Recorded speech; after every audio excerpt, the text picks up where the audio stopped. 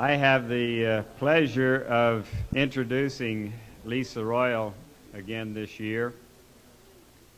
How many of you were here, I believe it was 2 years ago, when Sasha told us in an outstanding blackboard schoolroom type lecture how the human mind works? I really enjoyed that.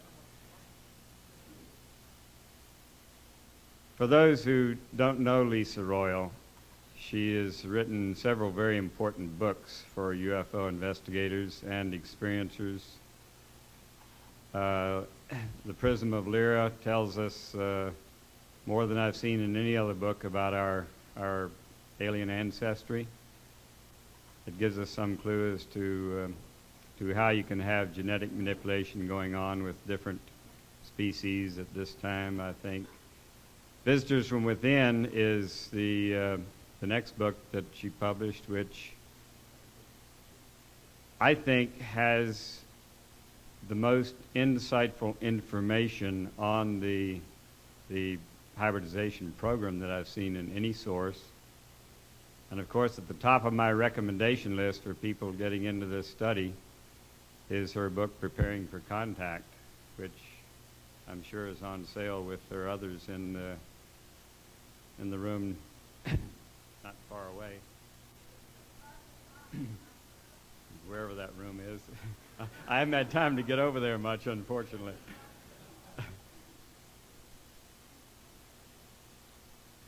She is a very courageous lady who is now, what you might say, practicing what she preaches.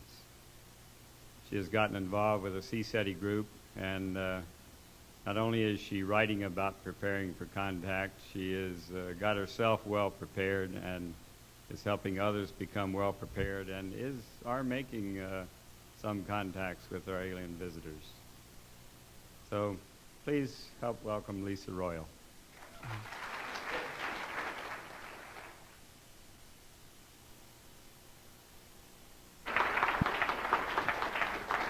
Thank you, Don. Good morning, everyone. Good morning. You're awake. More awake than I am. I'm putting on a good show, too. I'd like to thank you all for coming this morning. It's a pleasure to talk to a group, such an enthusiastic group, who are so willing to explore many of the different facets of the UFO and ET phenomenon. I'm just going to give you a rundown of what I hope to accomplish today in this session, because there's not a lot of time and there's a lot of things I'd really like to talk about. I'm going to give you a very brief introduction for those of you that may not be familiar with my work, so you'll understand what I'm talking about. Then I'm going to talk about some of the channeled information that I've received. Some of it is in the book, Preparing for Contact. Some of it is not. Some of it came after the book was published. And I'd like to tell you a little bit about how myself and my research group have used some of this channeled information out in the field in an attempt to initiate contact, and how the material has been successful, and some of the experiences that we've had in using some of the material.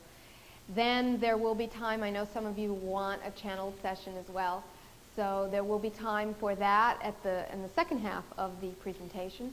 And there will also be time for question and answer with all of you with the entity that I work with, Sasha. And I'll explain who she is in just a moment. So let me... Oh. I'm not turning around. I'm going to scare myself.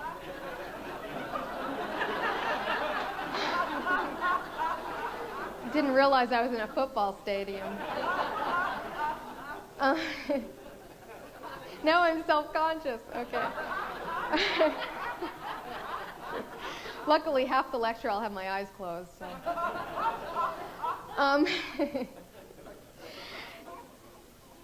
Most of my childhood, I was really interested in the UFO phenomenon. I was an only child, so I spent a lot of time alone pondering universal ideas. But it wasn't until 1979 when I had a UFO sighting in New Hampshire, which is the state I grew up in, with my family. And because it was witnessed by my very conservative father and other members of my family, I knew that it was something very real. And it had a very profound impact on me. At the time, I was a freshman in college, and I was studying psychology. So part of the classes I was taking was in hypnosis. So at the same time that the interest in UFOs started, I also began taking classes in hypnosis and learning to put myself in an altered state of consciousness. So you can see how the seeds were planted between an interest in UFOs and also an ability to put myself in an altered state, and how I came to do what I'm doing now, which is channeling information from extraterrestrial sources, allegedly. Must say that.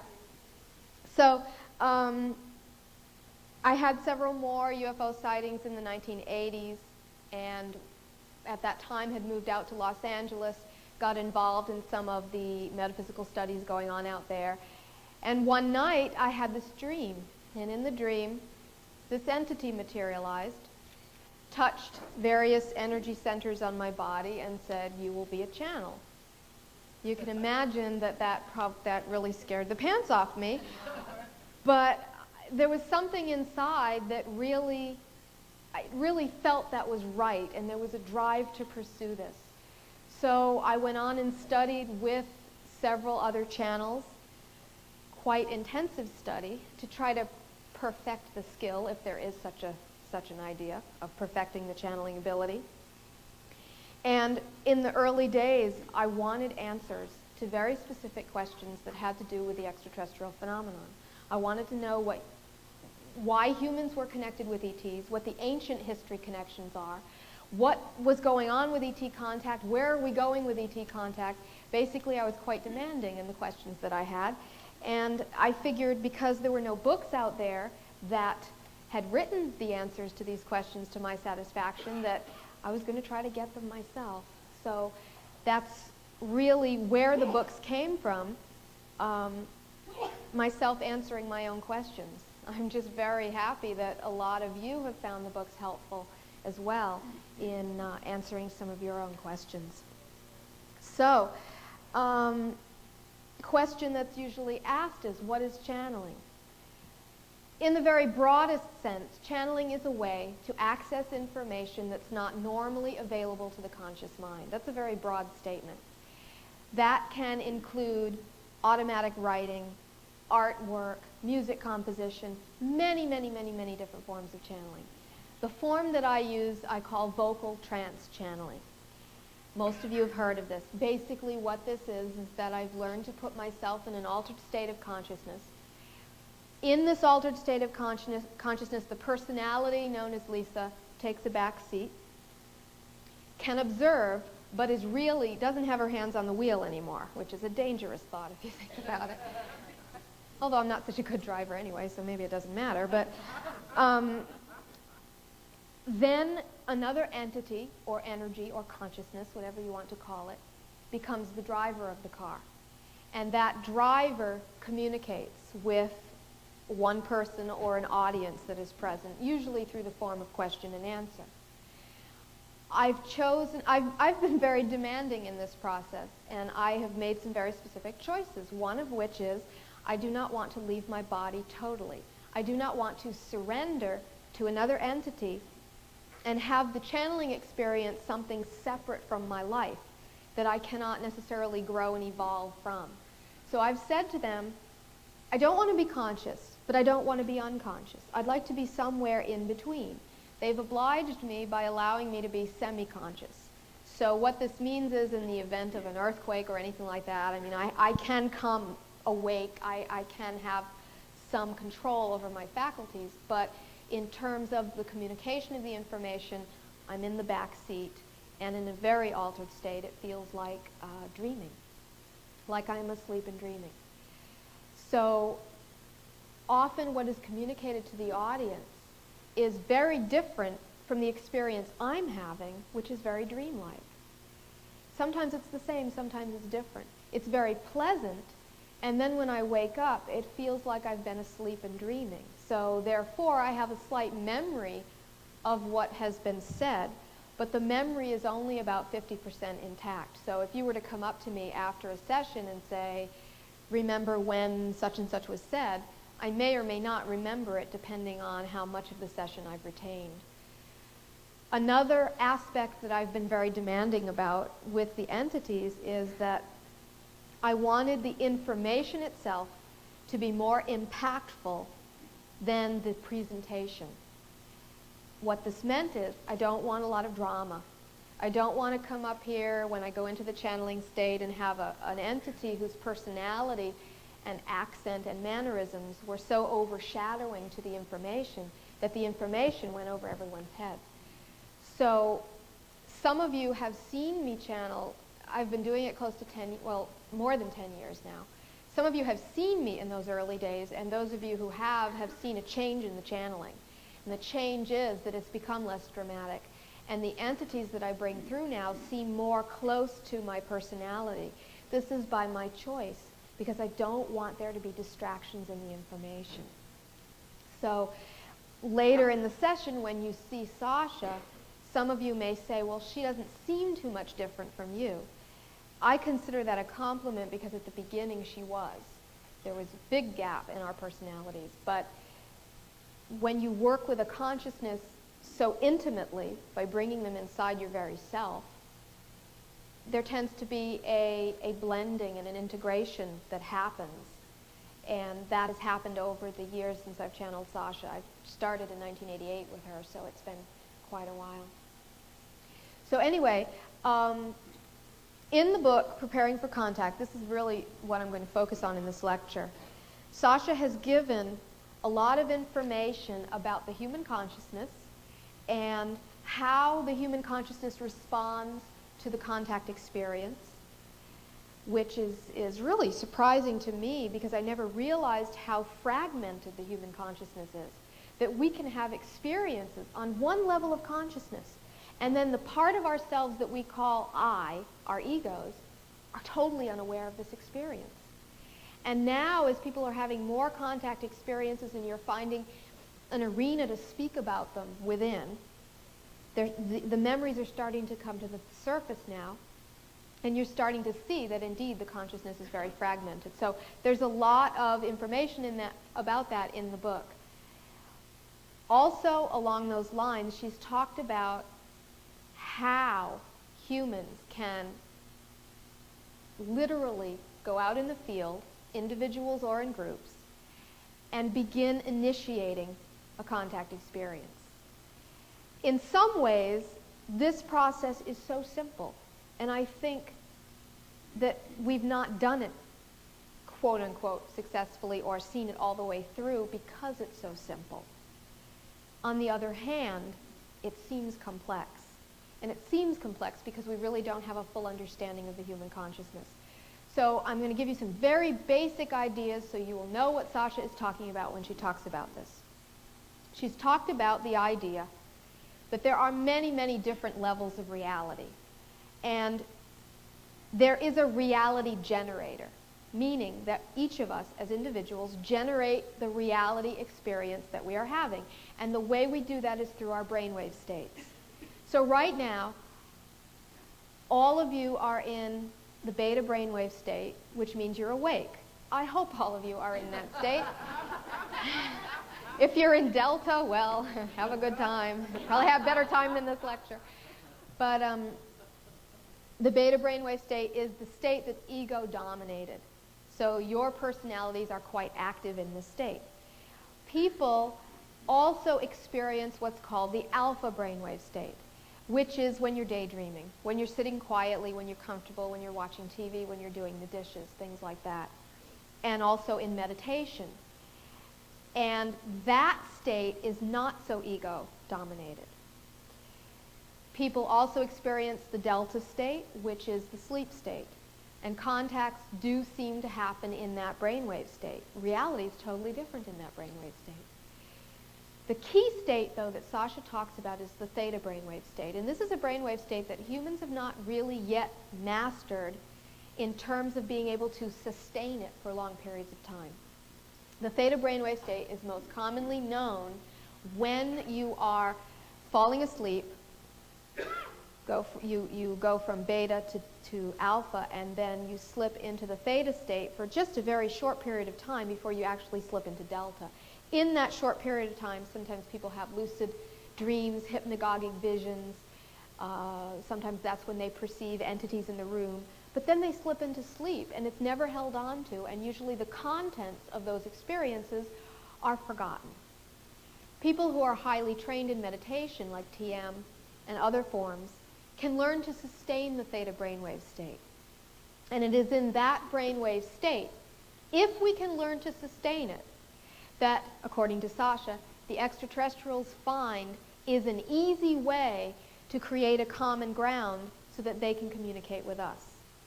But the biggest problem is, if we are in theta, and the ETs alter their brainwaves and their reality structures so that they enter a quasi-theta state as well, and an interaction occurs. The problem is that when humans go back to their ego-dominated reality, which is beta, they lose the tangible memory of the experience. Because the ego tends to be very possessive about its experiences. And if something happens to the greater personality that is not happening in the ego-dominated reality, the ego is going to say, it's invalid. It has no substance. And it files it away into the recesses of your memory.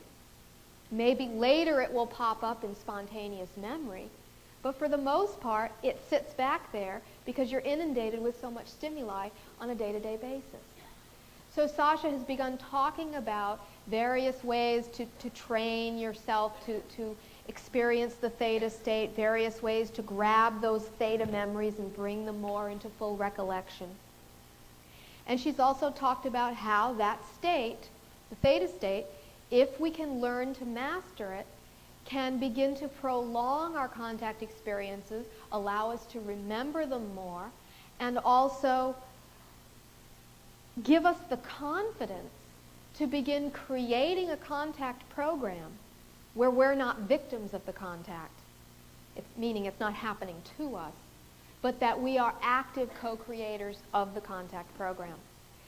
So this leads to the work that myself and my research team are doing in the field. Don mentioned that I do some work for CSETI, the Center for the Study of Extraterrestrial Intelligence, founded by Dr. Stephen Greer. Some of you may have heard his lecture yesterday or the day before. I'm the Arizona coordinator for CSETI. I have a group in Phoenix that we go out on a regular basis to do this work. Those of you who are familiar with CSETI, I use standard CSETI protocol, but I also use a lot of experimental protocol, which comes from the channelings that I have done. Hopefully, a lot of that information will be chronicled in the sequel to Preparing for Contact, which who knows when it will be out, if I'm ever home long enough to be able to write it. But I hope to give you some of that information today. All I can tell you is that since we have been implementing the information that Sasha has given out in the field, we have been starting to have what could be considered low-level CE5 experiences. CE5 is human-initiated contact, where you know they see you and they know you see them, and there's some type of communication going on. This has begun happening. So people have asked me, well, do you really believe that you channel ETs? I mean, come on, that's pretty crazy. Yeah, it is pretty crazy, I'll admit it. But what I do know is that the information that I channel is working. So how crazy is it? And I don't want to get caught up in the source of the information. Because if I get caught up in, is Sasha real, other Pleiadians real, this and that, I lose the focus of the work. And then you get caught in some other cycle that takes away from the work itself. So at times I have doubts, just like anyone else, but time and time and time again, it has always been shown to me that the information I'm being given is accurate. So I have to go on that.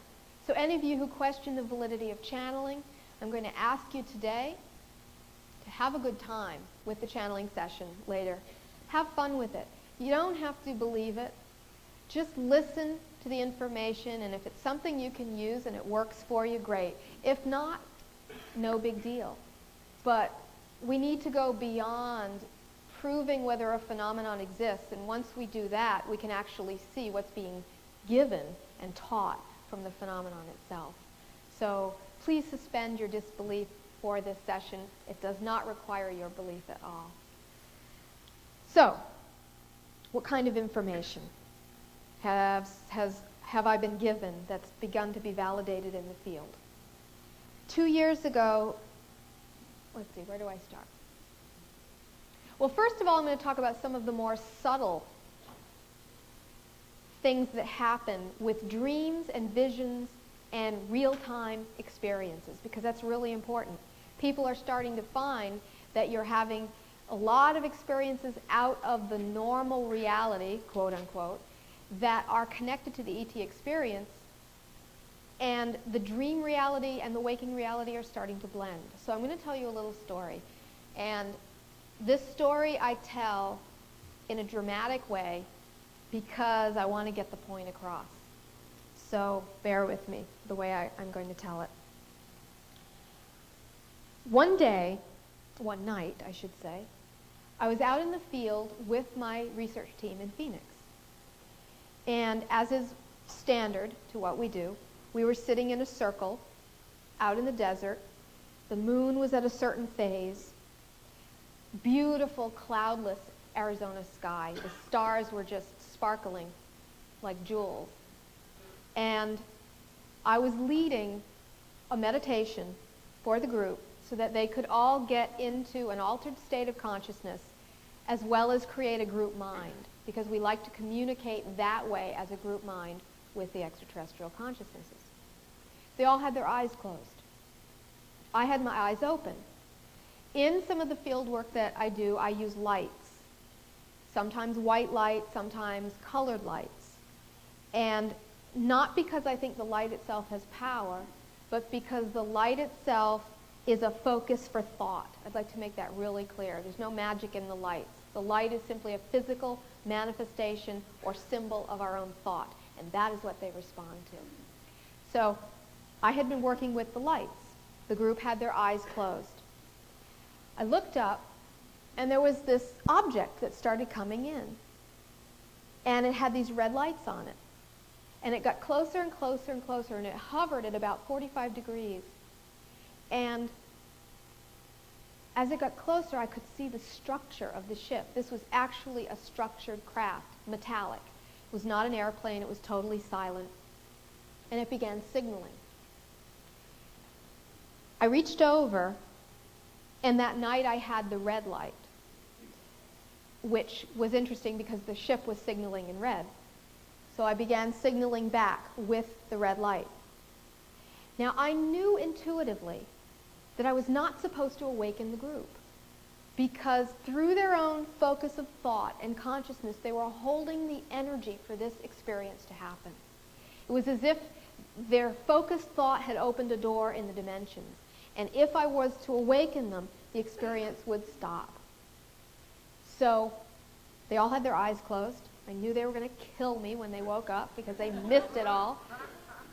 But I knew I had to do it. So started signaling back and forth. And just when you could feel the crescendo of this experience building, I woke up. This was a dream, meaning I was in bed, asleep, having this experience. It was very profound, very real, never left me. 1 month later, I went out in the field, not in a dream, waking state, with my research team. We all sat in a circle. I was leading them. We had been doing the light work. I was leading them through a meditation. They all had their eyes closed. You could tell the group energy was really high and focused. Looked up, phase of the moon. I had seen this before. It seemed very familiar. But still, it didn't click at that point yet. I didn't make the connection. Looked up. This object starts coming in with red lights. Closer and closer. And at that moment, I realized I've done this before. And so I knew what to do. Luckily, I didn't panic. Comes in and then hovers, totally silent. Reached over that night, coincidentally, had the red light, just like in the dream. It starts signaling, I start signaling, we're signaling back and forth. Now, I will admit during this time period, I have no idea how long we signaled. I went into some type of other place during the signaling. I don't know how long that took. But through all this, again, I was totally aware, do not awaken the group. They are holding the energy for this. All I can say is that it was an incredibly profound experience, because when you are making contact with another life form, even if it's dolphin or gorilla, I mean, the ability to be able to make a connection like that from two very, very different species, it's extraordinary. So that feeling was overwhelming me, and the excitement. And finally I knew, okay, it's time to awaken the group. I could tell that it was not, that they were not going to come any closer. This was the lesson for the evening. So slowly awaken the group. Don't get excited.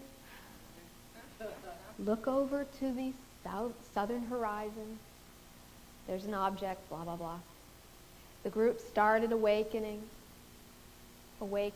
Now, they did not know that I had had this signaling experience. They didn't know we were signaling back and forth in certain patterns, mimicking each other. They didn't know this.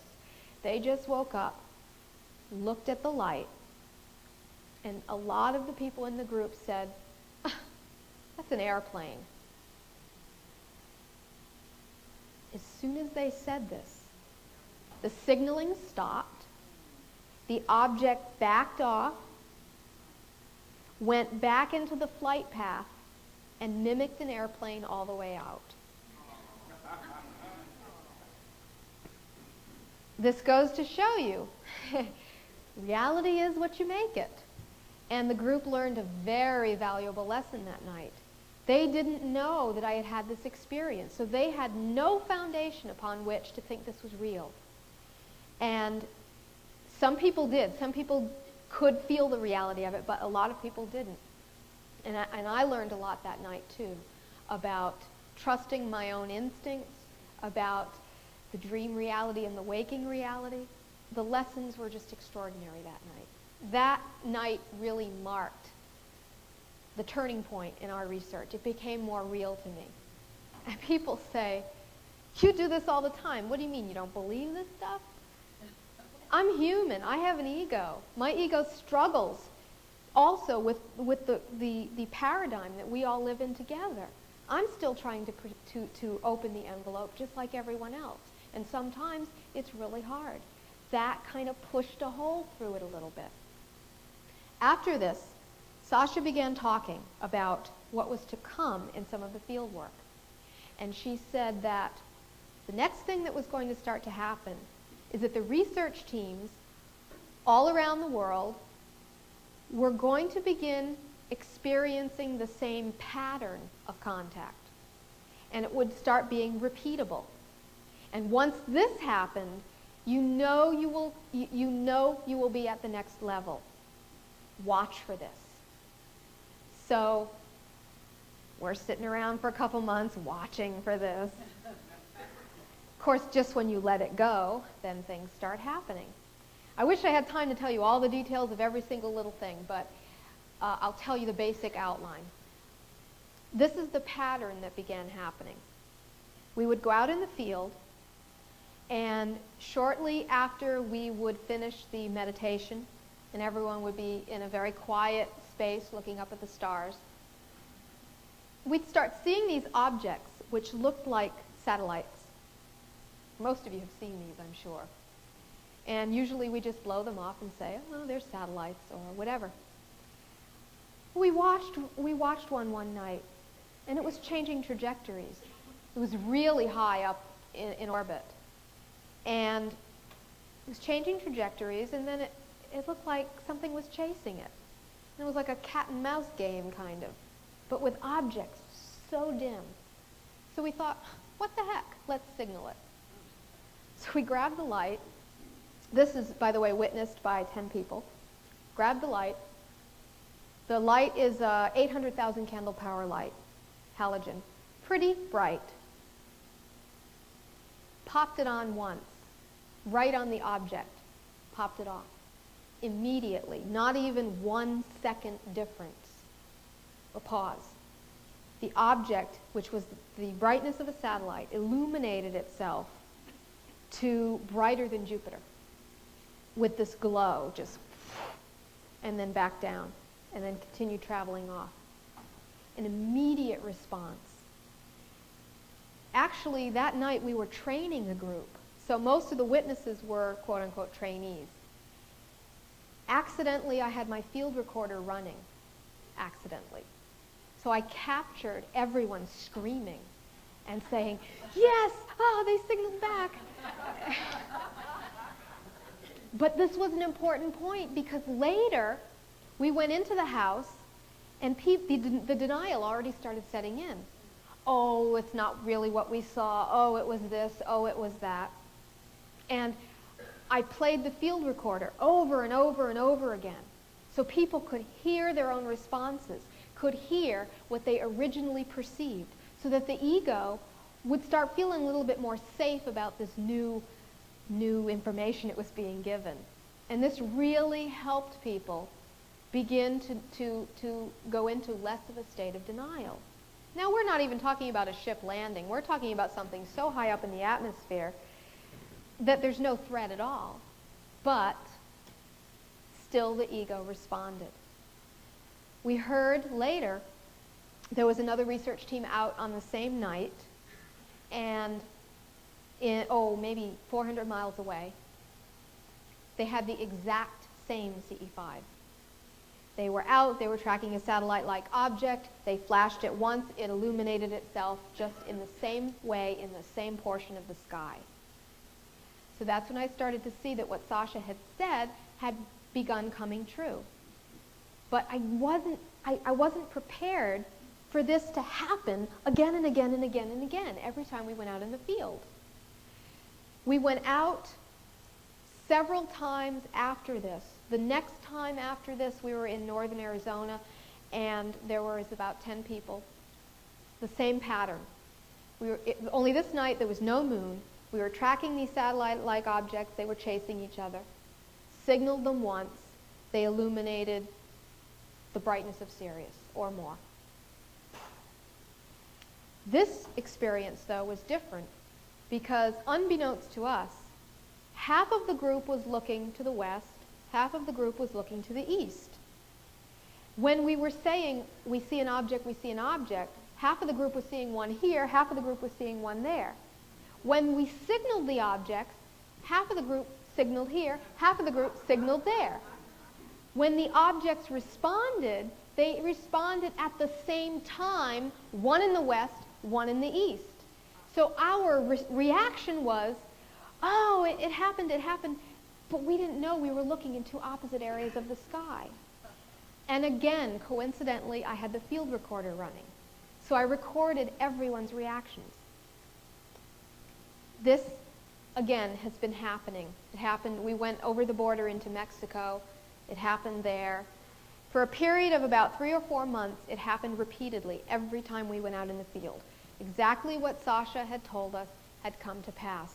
Other teams were having the same experience. One thing, and this might be just a personal interest of mine, but one thing I find really significant with this is that an 800,000 candle power light, yeah, it's a bright light for those of us on Earth, but from something up in orbit would be very difficult to be distinguished from lights on the ground. So how did they know to signal exactly when they did in response to us? At least as far as I can see, it had to be thought.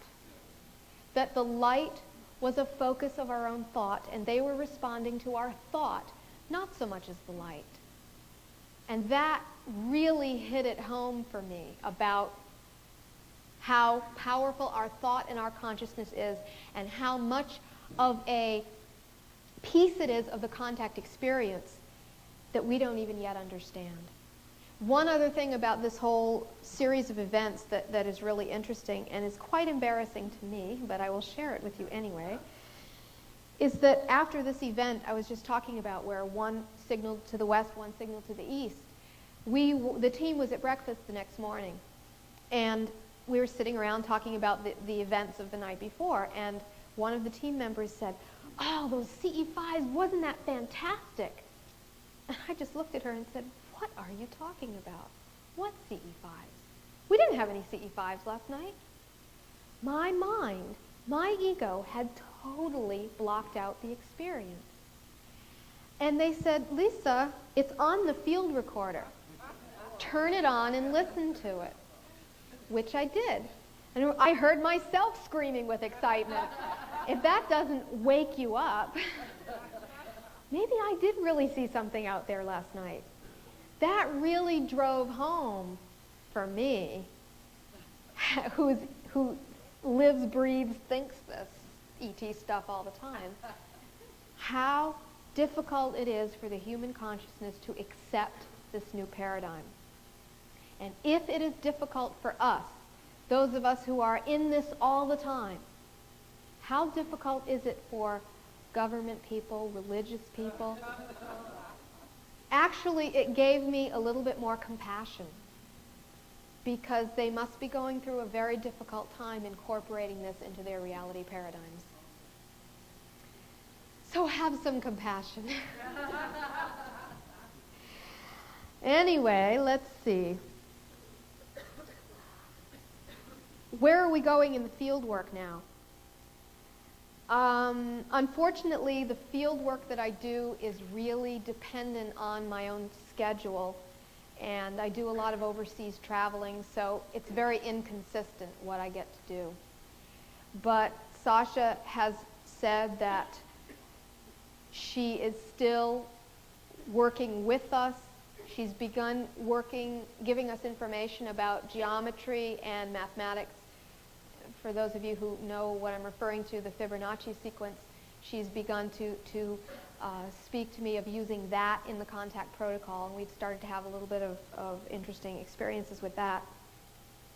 I unfortunately can't go into that now, there's too much to talk about, but basically, and I think she's going to talk about some of this, there's so much left for us to explore. And I think the main thing that she wants to get across is that, yes, there are people out there who are contactees, and the ships follow them all around, and if you hang out with these people, you might see a ship. But we needn't be dependent on other people now to have those contact experiences, that we can generate them ourselves as citizens of Earth. And so she's really focused on the group contact, the idea of groups getting together in like mind and beginning the initiation of the contact program. I know she'll get on her soapbox and talk to you about this, because she feels it's really important we do not allow our governments to do it for us. And I think all of you could agree with that. I think if you had to choose, if you wanted the government to open contact with ETs and handle it, that you probably wouldn't choose that. That if we handle it in the civilian sector with a group of people who are very interested in seeing this follow through in the most peaceful and balanced way possible, without a lot of paranoia and fear and control, that we can really enter a new era on the planet. So, yes, thank you. That's my soapbox, too.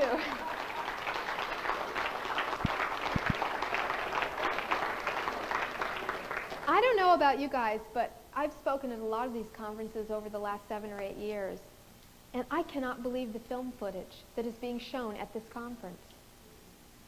If this is an indication of how close we are getting to opening that interdimensional window between us and them, then this whole thing is going to explode very soon. And I think that we need to be ready for that. And as scary as it may sound, the people who have been in this, some of you for 40, 50 years, involved and interested in this experience. You guys are going to really have to be the way showers. You're going to have to help the people who don't even believe that anything exists outside of Earth. And this is a big responsibility. Plant the seeds. Plant the seeds. All of you are going to be doing that. I would like to personally thank those of you here who have been in this for decades. Thank you.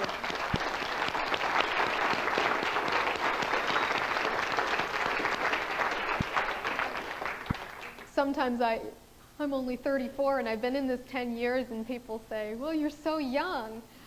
But I've been obsessed with it most of my life, so I'd like to thank all of you who have been really putting your heart and soul into this for so long. Okay, before we do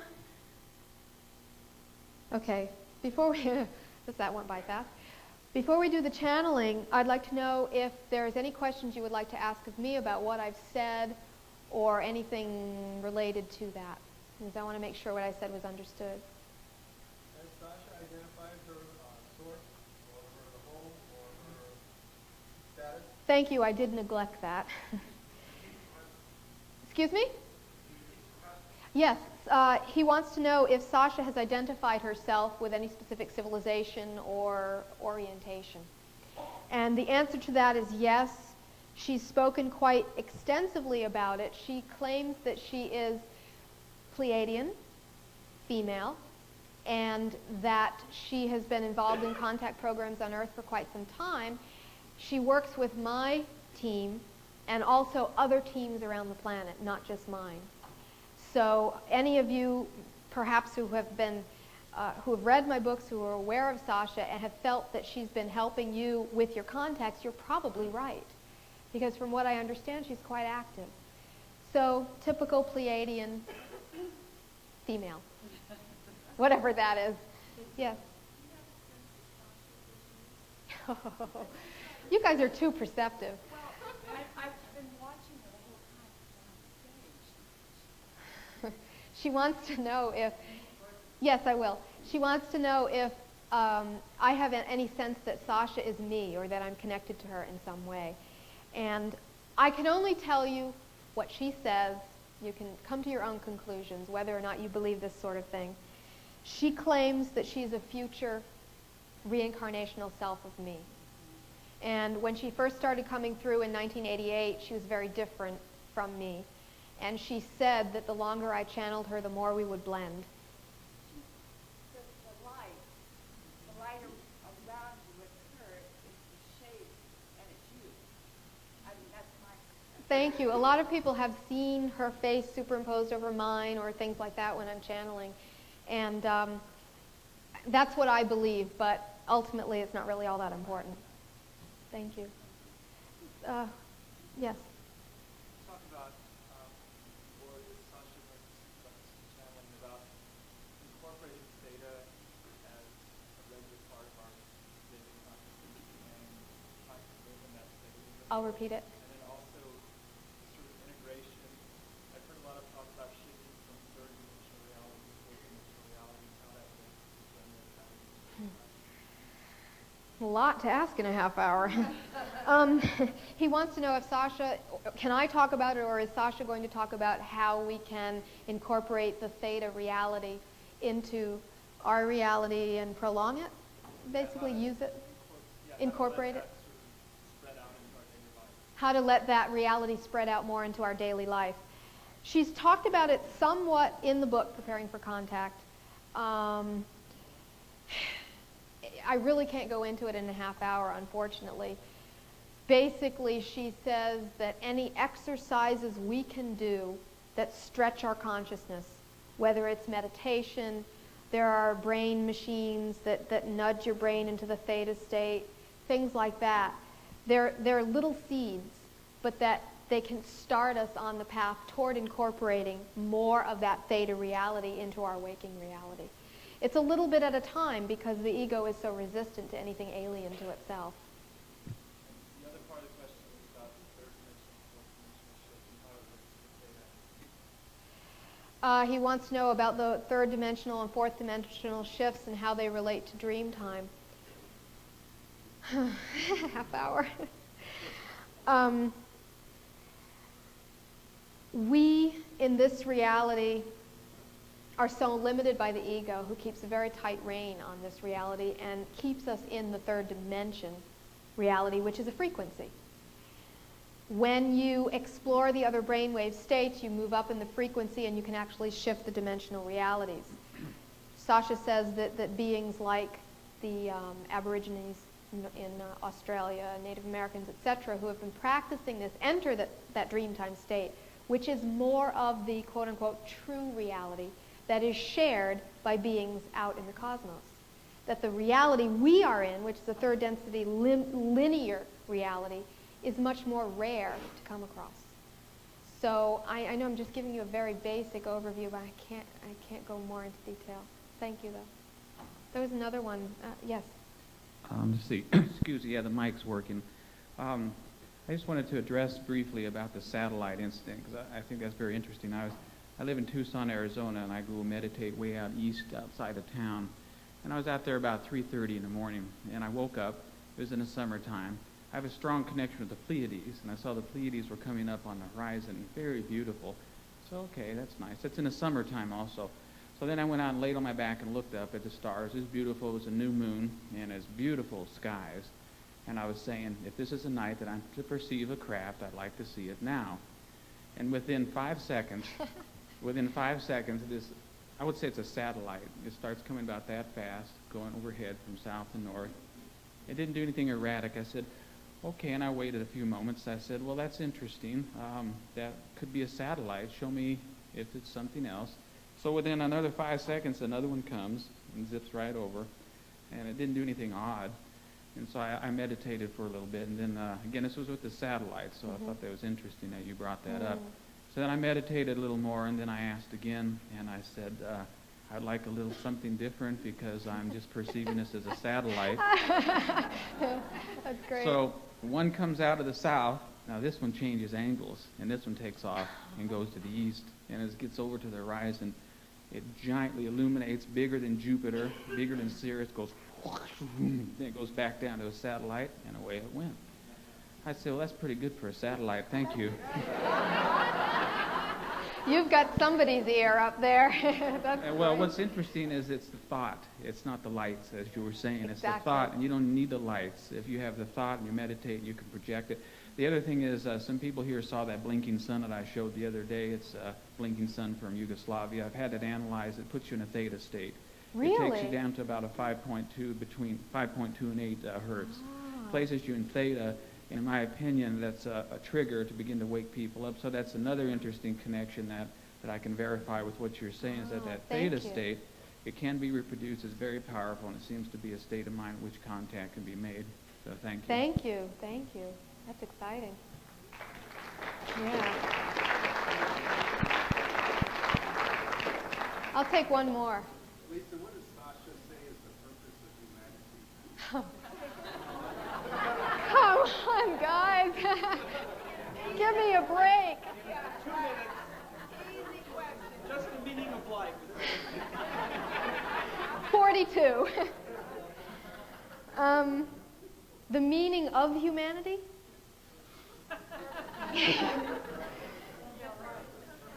The purpose of humanity. Oh my God. Love. Oh, you guys are great.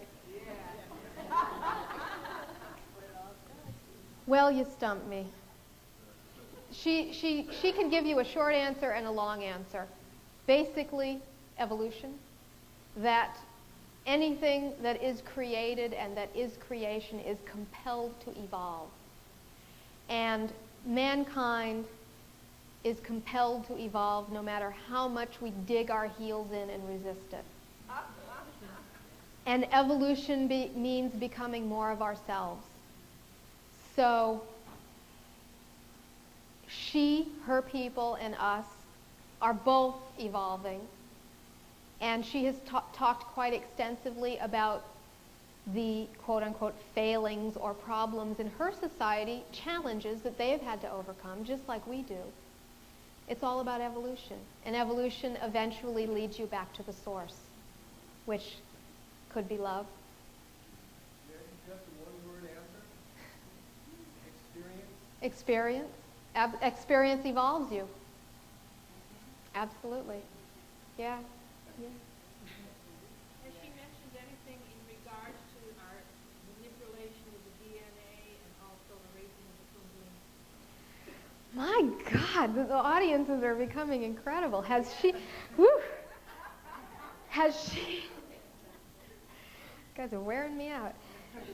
She has she mentioned anything about the raising of the Kundalini, the manipulation of the DNA? Very simple answer, she says, is that just like when humans have children, we are responsible for those children until they can be responsible for themselves. And that out in the cosmos, there are older races who are responsible for the younger ones. Though they cannot interfere, they can help us. And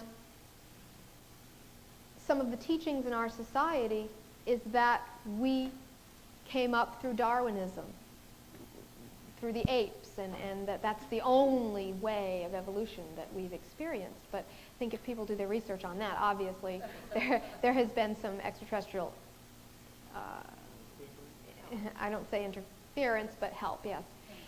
And from her point of view, which may seem, some people may not like this, from her point of view, it's their responsibility to help us. They're not interfering. Now, I'm not talking about certain groups. I'm not even going to get into that. I'm talking about the ones that are more interested in the idea of evolution. That's their responsibility to help us along genetically. And especially if it's true, I'm getting into areas I probably don't want to get into, but if it is true that in our ancient past there has been some manipulation with the DNA that was not to our best interests, for our best interests, then it's their responsibility to help us untangle that, to achieve our potential. So the raising of the Kundalini is connected to that, because that's the whole creative force energy. And we've been taught not to use that energy, to be dependent on sources outside of ourselves instead of to be dependent on ourselves and our own connection to the source. So yes, she has talked about that. I guess that was a yes or no question. I could have said yes. No, that's not. I have something like 160 tapes, audio tapes available. There, I have some of the lists at the booth and things like that. You can come and look it over if you'd like.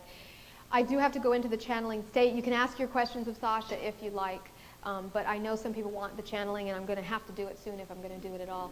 So I just want to make a couple of announcements before I go to sleep, because when I wake up, I won't be in a state to do it. After this presentation, I'm going to go over to the booth.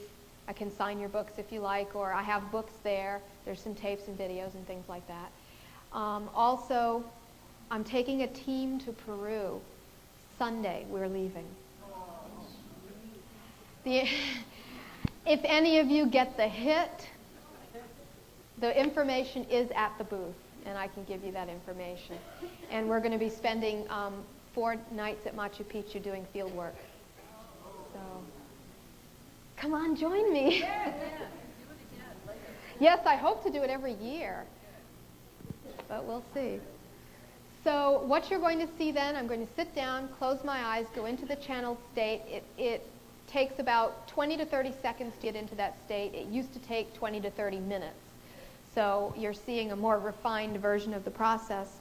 And then my eyes will be closed, and Sasha, when she is here, she will send her greetings, say hello. She'll probably give a little bit of a discourse, and then there will be time for questions. I'm going to ask you, when you ask your questions, to please go up to the microphone.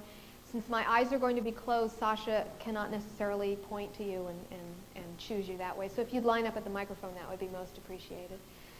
So I ask if you will remain seated and quiet while I go into the channeling state, and when I'm coming out. During the session, if you have to leave the room, it's no problem. It won't disturb me. But it's really, the quiet is really good to go in, because my energy field expands and it's real sensitive.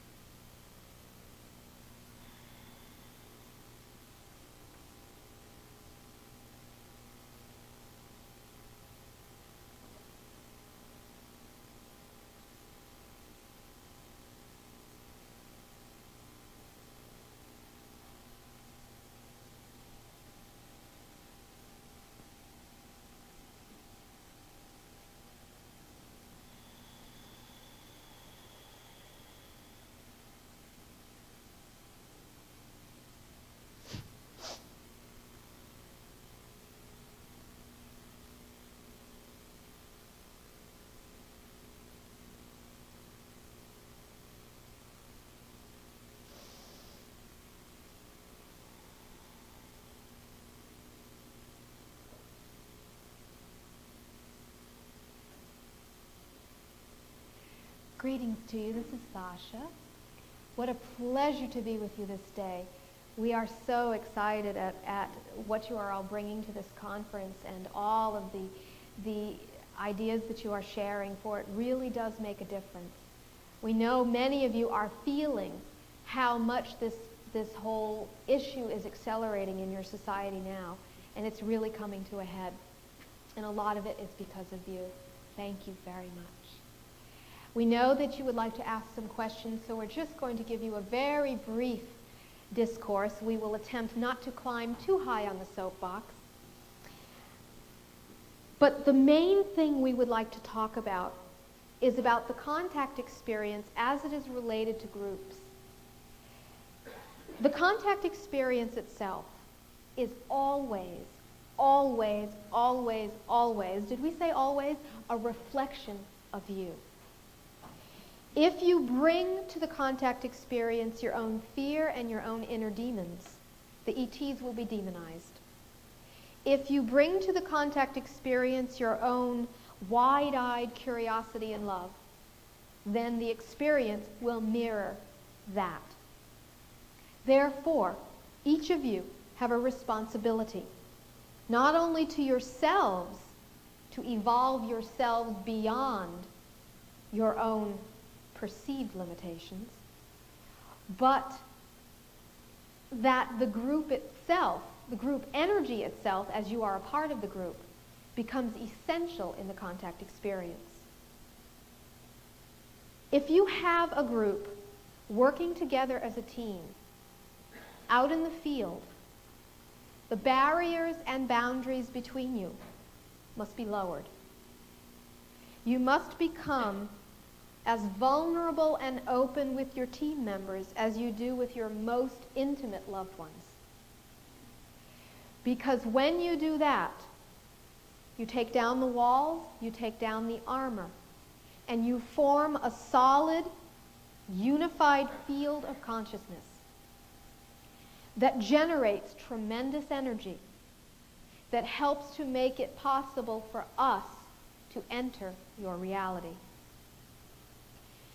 If you carry to this experience your own fears and your own issues that you do not wish to claim or own, that unified field cannot be created. The unified field is the doorway through which the consciousness comes.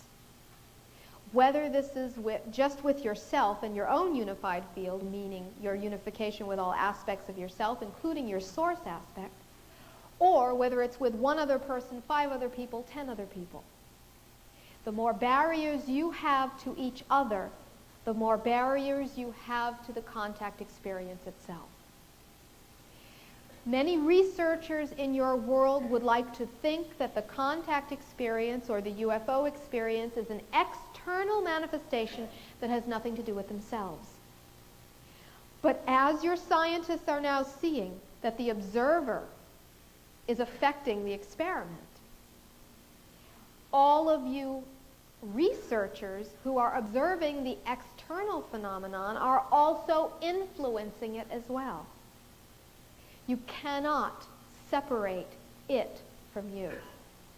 And therefore, if you want answers to this phenomenon, you will find them in here, not out there.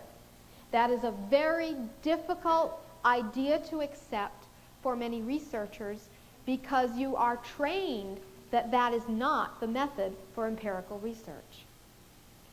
You must trust yourself enough to go beyond what you've been taught and move into an area that is as of yet unseen, but an area that will yield you all the information that you have ever wanted to know. It is so interesting that this whole phenomenon requires all of you to cooperate together. And within ufology, how much cooperation is there? How much progress has been made? There has been some progress, but also there is a lot of backward steps because of all the fighting. Any of you who are willing to take this into the next wave will find you have to do it an entirely different way, and you have to do it together. And the process itself must become more important than the research, than the metal samples, than the bodies. Otherwise, your answers will never be found. My team works with human teams in attempting to bridge the gap that exists dimensionally and energetically between you. When the channels team is out in the field, we are out in the field also. And together, it is like we're both chiseling our way through a wall, and every once in a while a block gets pushed through, and we can see each other.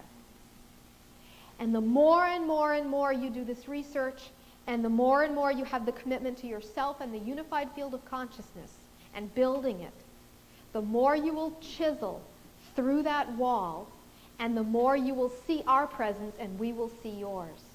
This is important and it is essential. If you remember at the beginning of this talk, we believe the channel said something about it being so simple, but yet in some ways so complex. The simplicity of it is simply that we're there, that you're there, and all that exists between us is a wall that is built through limitation. And if you are willing to go beyond that limitation and open into areas that as of now have been ridiculed, as of now have been not validated, and look in those areas and explore in those areas, you will chisel your way through that wall. We will make a connection. We're giving you a very basic overview. There's so much that we could talk about with you. We wish we could just download it all into you in the next 20 minutes. But if we were to choose one thing right now at this moment that is the most important, is to understand the idea of evolution. Because you are here on Earth and you've not witnessed other planets in their natural evolutionary process, you do not necessarily know what comes after you, where you are now. A civilization such as myself, who is older than you, not better, not wiser, simply older, has had more time to view civilizations and the natural ways of evolution. There are periods in the evolutionary cycle where planetary civilizations fragment. Nation states, cities, etc. Races. This is normal and natural evolution. Normal and natural evolution also is that from that state, unification begins. World unification, planetary unification, solar system, galaxy, etc. That becomes common evolution. That means that in order to get to the next step, there must be a new connections made between each of you on a common ground that exists between all humans. There are many common grounds that exist between all of you. Most of you, at least genetically, have 2 arms, 2 legs, eyes, ears, you breathe air, etc. But we're talking about something even more profound than that. Each of you has consciousness. Each of you is aware. Each of you is intelligent, creative energy that cannot be destroyed. You only change, you only evolve. That is the unified field of which we are a part with you. And if you were to take away all of the instruments of separation, meaning your bodies and your perceptions of reality, we all exist together in this unified field. It's like a water in which we are all swimming, and also we are made up of. If you can get to that level in your contact explorations and live on that level, we are not light years away. We're right there with you. We're your neighbors. It takes a leap in thought, a leap in consciousness, a leap in your heart. Because once you get to that level of the unified field, There cannot be any longer us and them, the bad guys, the good guys. It is simply all intelligent, creative energy.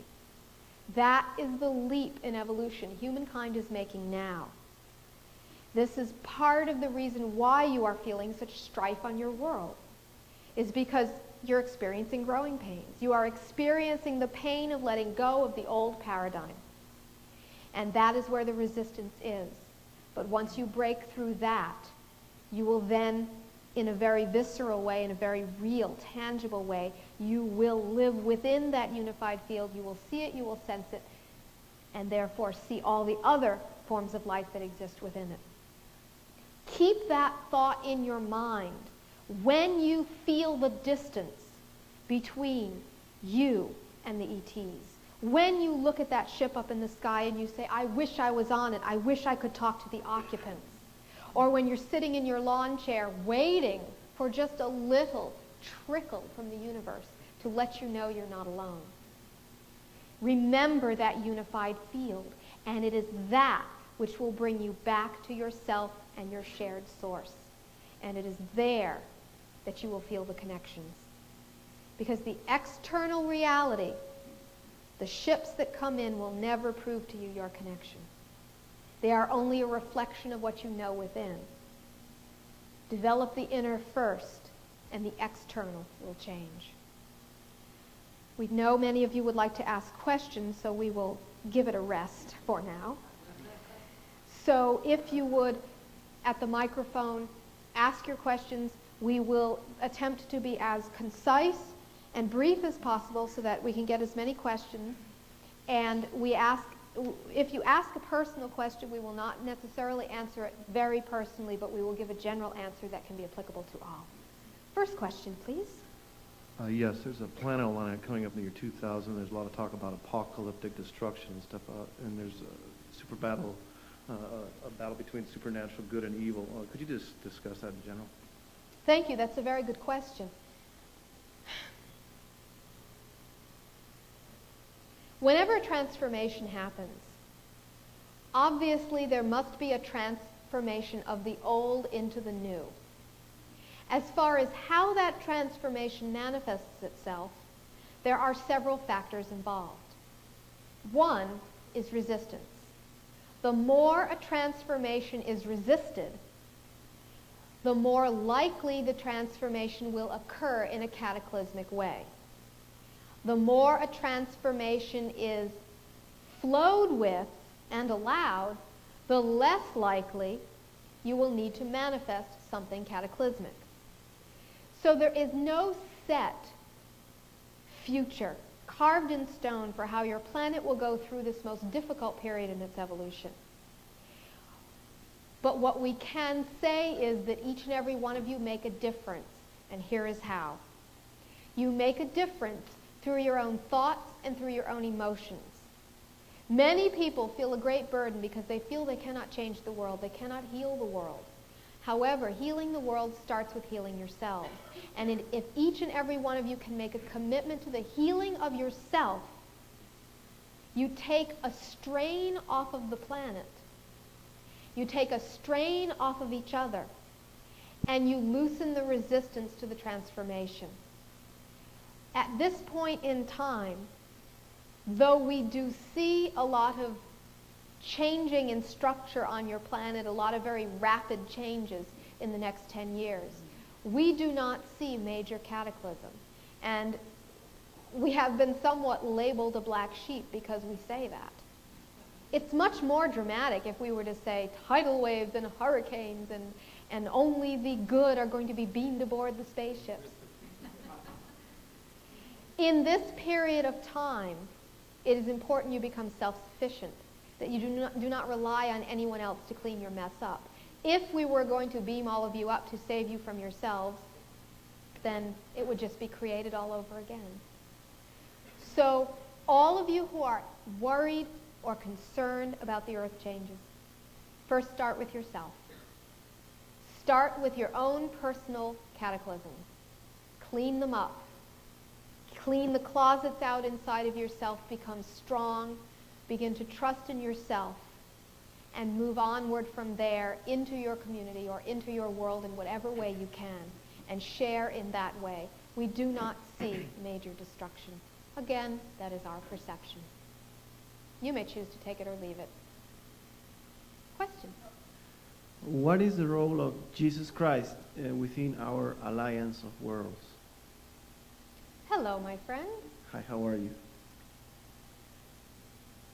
Within what has been called the Federation, the Confederation, we call it the Association, there are many entities who humans have called spiritual masters, who have attained much of their potential.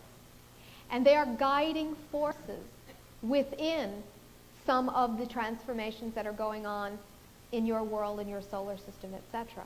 We would say, without going into too many specifics at this time, that the entity that you know of as Jesus is one such entity who has achieved a potential that all of mankind is capable of achieving, by the way, who is now in service to all of you. One of many. But one that, in a sense, is very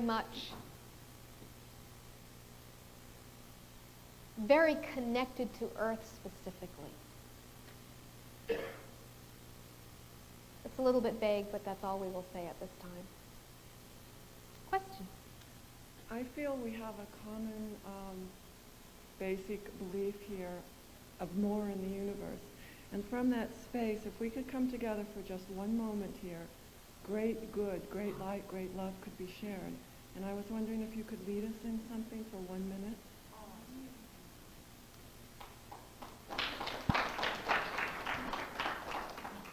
My goodness.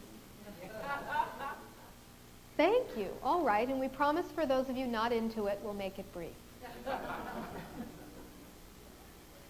You may close your eyes, you may open your eyes, doesn't matter.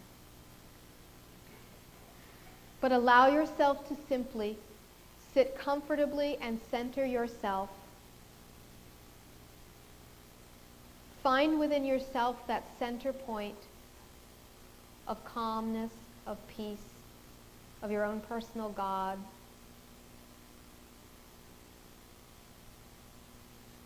And imagine that it is within you, like a very small ball of light, golden light.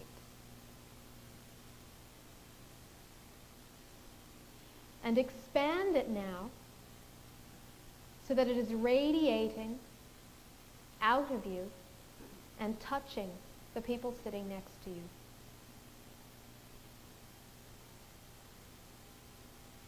And watch as these spheres of light touch, how brightly the room begins to illuminate.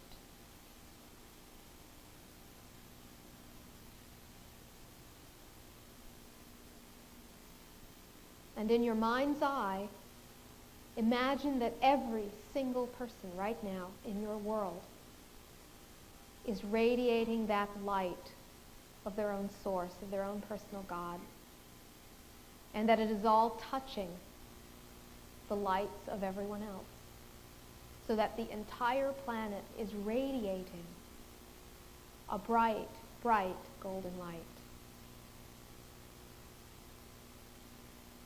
Simultaneous to seeing this radiating golden light from the earth, be conscious that within this golden light, there are the individuals whose personalities, simply their shells, are creating havoc in your world. Those who are robbing and killing. Those who are grabbing after power. But they too still have this light.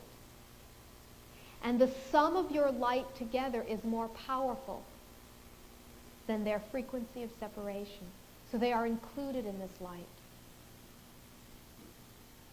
And all people whose points of view are different than yours are still included in this light, no matter what their point of view. This is the unifying field. This is the group consciousness. that is directly connected to the source, however you define the source. And this is your true voice. The personality is merely a costume that you've chosen to wear. But this is the fuel behind it. Always come back to this, and you will always come back to yourself. And as you walk around this conference, it is our wish that you will continue radiating this energy. Thank you for your suggestion.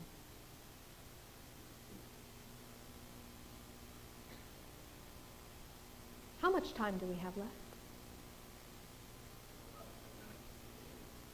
Is there another question? Yes, there is. Thank you for your presence and your blessings and the love you have brought to our group. And we thank you for your continued commitment to the human race and to our planet. We thank you for the techniques which you are offering us to establish a communication with you. And I would like to ask a question. Please. If a community on this world, a community of a sizable nature, was to become educated, to become understanding, and to become attached to the message and the purpose of love, would the groups, different groups of Pleiadians and other extraterrestrials, be motivated to establish a direct contact on a community basis? We are always motivated to establish contact in whatever way we can. The answer to that is yes. But please know, this is something that we have attempted to express in the future. There is not necessarily a magic key that is going to reel us in. The education you speak of within the community must be education that you gain within yourself, rather than doctrine that you take in from outside of yourself. We also must respect that you are a group unit, your planets, what we are speaking of, and that if, in our judgment, communicating with one aspect of your unit and ignoring the other aspect, if we see that that is not in the best interests of the whole, we will not do it. We see you already as whole. It is our preference to communicate with the whole rather than with pieces of the whole. Though we understand now that your unification together is a process that you are still undertaking, we will, from time to time, communicate with pieces of the whole, but the ultimate goal is the whole itself and helping you to achieve that. So the answer is yes, we would be most motivated, but many conditions would have to be met as well. Thank you. It's a potential which we would like to exercise in the Pacific. We're from the big island of Hawaii, and it is my intention to return home from this conference and in the most spirit-led way I can to educate my community, to establish a rapport between humans and extraterrestrials in our community in an isolated and safe location, and to establish a true bond which can set an example for the rest of this planet. I feel personally that an example must be set in a physical fashion, and it is incumbent on our communities all over the planet to individually look within, as you have said, and try and find the answer to making ready for this type of contact. Do not forget one thing. Have fun. Okie doke. That is the one thing that will draw us in faster than anything else. Thank you so much. Aloha. Hi, I have a cold. I apologize. I'm a journalist from Utah. Why, are you contagious? No, I just... I've never had a cold before. Forgive us, we tease you. Go ahead. It's not fun at all. I'm a journalist from Utah, and previously spent a couple of years in New Mexico and covered the cattle mutilations that were taking place there, and I believe are still happening. Wondered from your perspective if you could explain, who's doing this and why. Thank you. Very good question. Maybe we'll get in trouble for our answer, but things are not always necessarily as they seem. And we are not saying there are not groups out there with their own agendas, because there are. There are also human groups out there with their own agendas, perhaps funded by black things, but we're not going to talk about that either. What we will talk about, though, are some of the cattle experiments that you probably would appreciate knowing about. There are many groups of extraterrestrials who are always looking after your best interests, and one of the areas of concern is the environmental toxicity on your planet. Cattle DNA is very close to human DNA. And cattle and sheep are a very important part of your food chain. Meat, we're not saying eat meat. We are saying that many of you consume meat, and the cattle eat the grass and take in the pesticides, which is then consumed by humans, etc. So any cattle studies that are done are very good ways to see the toxicity levels on your planet that humans are ingesting. So very often some of the cattle experiments are being done for the sake of helping the human population because of the similarities in the DNA. There is a lot of toxicity on your world that you are not necessarily being educated about. And my group is not doing this, but there are other groups who are doing some of the cattle experiments, who are attempting to find truly the levels of toxicity and find ways to assist you, while at the same time not take away your own power. That is the area of this we would like to address. There are some of these experiments that are entirely benign in nature. There are others that have other agendas. But please keep that in mind. It is not always as it seems. Question? Namaste, Sasha. And you? How closely are you working with the Arcturians now? Primarily the Arcturus beings with whom we are working are what you would consider to be not physical in the way you are physical and the way I am physical. I am still somewhat physical, though slightly less physical than you. These beings that we work with, we consider more as advisors and helpers from a more light state. Do you understand what we mean by that? So they are assisting. We're getting into more metaphysical topics that maybe some of the audience might. All right.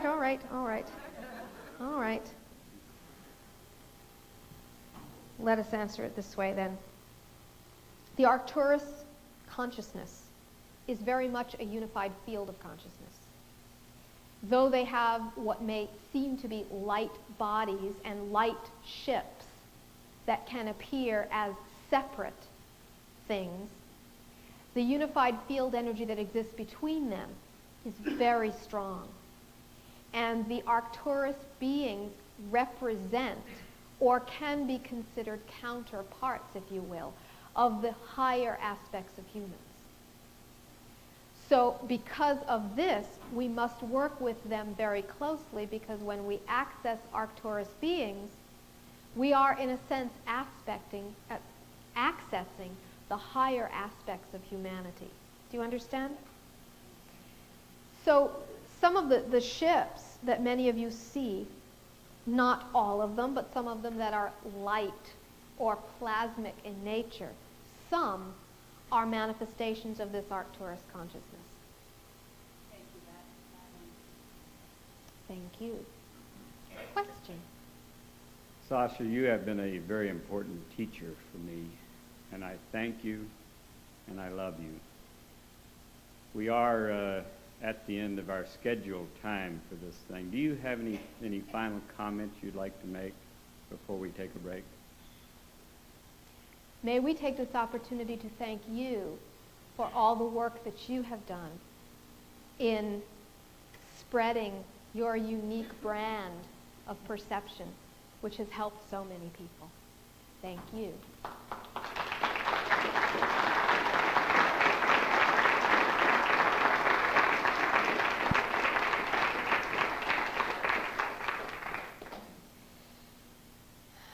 The heartfelt wish of the moment that we will express to you, because we have many heartfelt wishes, is for each of you to know that you have a gift inside of yourself to give to this phenomenon. And it may seem so small to you. You may think it is useless. But because you are a unified field, you are all a part of the puzzle. Bring out that gift and do not be afraid to share it. Because when you share it, the puzzle pieces come together.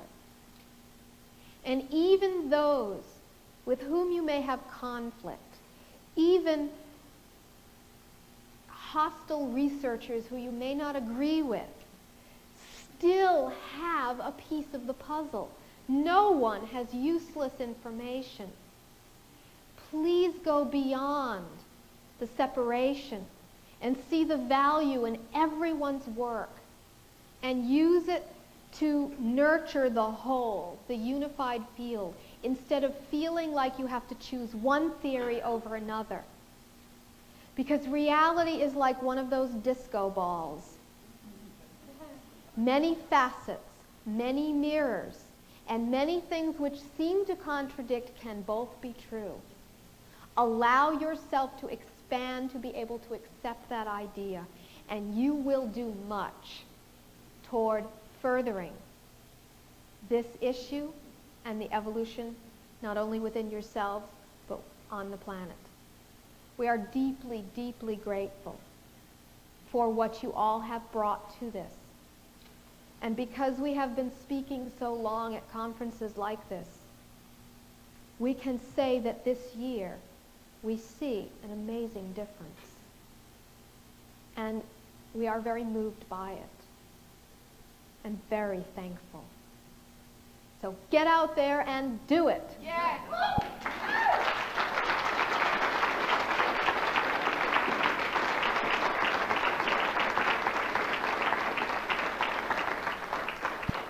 And don't forget from time to time to look up at the sky, because we may give you a bit of a wave. So please remain seated and quiet until she comes back. And once again, we send you our heartfelt appreciation and much, much love.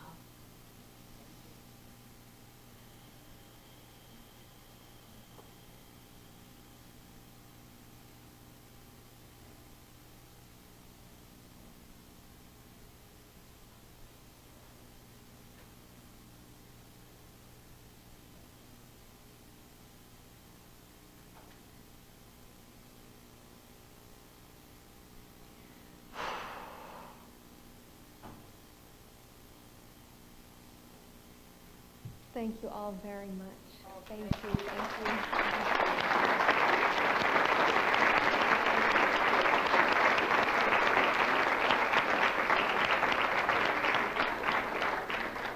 What an energy from you guys. This is great.